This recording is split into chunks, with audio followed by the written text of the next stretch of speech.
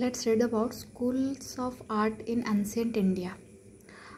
During the start of Christian era, that is 1st and 2nd centuries, the Buddhism expanded substantially and had stimulated a renewed artistic passion to illustrate the message of Buddha, and this led to the development of three main schools of sculpture in India, which had evolved their own styles and distinctions. These were named as the Gandhara, Mathura and Amaravati schools of art after the places of their prominence. So first let's read about Gandhara school of art. The Gandhara school of art had grown around Peshawar in present-day Pakistan in northwest India during the rule of Indo-Greek rulers, but the real patrons of Gandhara school of art were the Sakas and the Kusanas, or Kanishka in particular. Many artists from West Asia had settled down in the northwest of India after the Greek inventions and during the period of the Kusanas. Further, they were deeply influenced by the Greco-Roman art. The Kusana kings, especially Kanishka, motivated the Gandhara artists to carve the theme from Buddha's life and the Jatakas. Thus, a large number of the images of the Buddha and the Bodhisattvas were produced. Due to the application of Greek techniques of art of the Buddhist subjects, beautiful images of the Buddha and Bodhisattvas, the Gandhara school of art is also known as the Greco-Buddhist school of art. Almost all kind of foreign influences like Greek, Roman, Persian, Saka and Kusana were assimilated in Gandhara style. Jalalabad, Bigram, Hadda, Bamaran and Taxila were the main centers where art pieces of Gandhara school have been found, and the Bamyan Buddha of Afghanistan was considered as an example of the Gandhara school. Characteristics of Gandhara school of art. The reliefs of the Gandhara sculpture depicts Buddha's birth, his renunciation and his preaching, and the best of the sculptures were produced during the 1st and 2nd centuries AD. The drapery was thick with large and bold fold lines. Also, the human body was cast in a realistic manner with minute attention being given to physical features like a mustache, muscles and curly hair.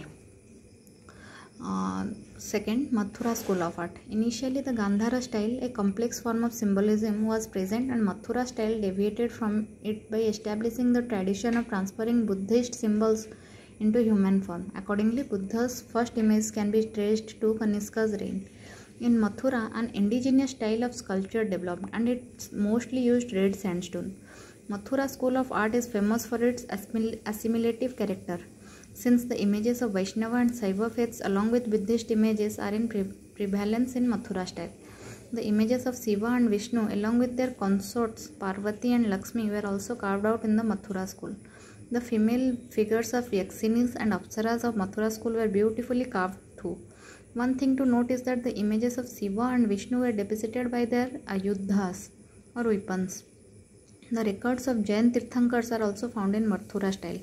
In Mathura school of art, which is noted for its vitality and assimilative characters, Sarnath and Kosambi also emerged as important centers of art production, while the tradition center Mathura remained the main art production site. Many Buddha images in Sarnath have plain transparent drapery covering both shoulders, and the halo around the head has very little ornamentation, whereas the Mathura Buddha images continue to depict folds of the drapery in the Buddha images, and the halo around the head is heavily decorated. Characteristics of Mathura school of art. In Mathura style, the focus was laid on the internal beauty and facial sentiments rather than bodily gesture. This is boldness in carving the large images, as the first Mathura images creators never aimed to sculpt an anatomically correct human Buddha. Progression in Mathura school of art. Initially, in early stages, the images of Buddha and Bodhisattva are fleshy with little spirituality and more happiness. Our faces are round and smiling.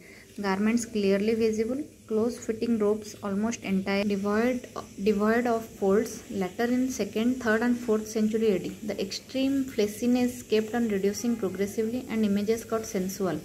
Additionally, the halo around the head of Buddha was excessively decorated. Differences between Mathura school of arts and Gandhara school of art. Mathura style was indigenously developed, while Gandhara style had strong Greek influence, and it was based on Greco-Roman norms known as Greco-Buddhist school of art. In Mathura school, material used was spotted red stone, while in Gandhara school, blue, green, mica grey sandstone was used. In Mathura school, during early period, light volume having fleshy body was carved. In later periods, flashiness got reduced and Buddha was carved out in various mudras. In Gandhara school, images were carved out with finer details, curly hair, anatomical accuracy, spatial depth and foreshortening, and Buddha carved out in various mudras. In Gandhara style, the halo is not decorated in general and the images are much expressive, while in Mathura style, the halo around the head of Buddha was heavily decorated and the images are less expressive. In due course of time, it appears that the Mathura Gandhara arts cross-fertilized and the result of the synthesis refined and purified the Buddha image that appeared in the Gupta period.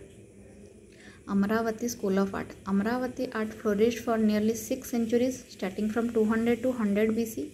Buddhist art and a large religious complex of Buddhism grew around Amravati, which represents the revival of uniquely different regional art style. The rise and fall of dynasties influenced the evolution of the Amravati School of Art. Characteristics of Amravati School of Art. The material used in Amravati stupas is distinctive. White marble and Amravati sculptures have a sense of movement and energy with profound and quiet naturalism. Inhuman, animal and floral forms. Prominent places where this style developed are Amravati, Nagarjunikonda, Goli, Ghantasala and Vengi. Symbolic representation of Buddha's life. Buddha is almost always represented by a symbol, though in 2 or 3 places he is personified. Sculptural form in Amravati art is characterized by intense emotions.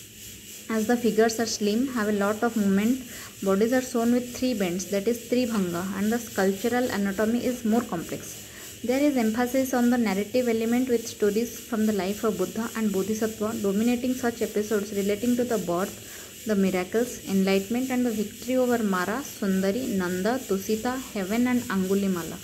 There are few Jatakas scenes such as Sivi, Nalagiri and Chandanta Jatakas. Thank you.